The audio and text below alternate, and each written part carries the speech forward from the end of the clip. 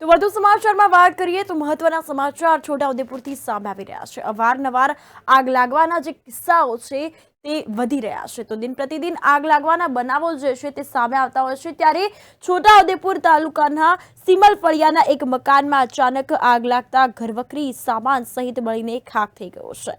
તો આ અંતર્ગત વાત કરવામાં આવે તો નાયકા દુલકીબેન મુંગડિયાભાઈના મકાનમાં અચાનક આગ લાગવાની ઘટના બની હતી અને પ્રાથમિક તબક્કે હડકંપ મચી ગયો હતો। જોકે સ્થાનિક ગ્રામજનો આવીને મદદ માટે પહોંચ્યા હતા। ફાયર સ્ટેશન ખાતે જાણ કરી તો ફાયરની ટીમ પણ ઘટના સ્થળે દોડી આવી હતી।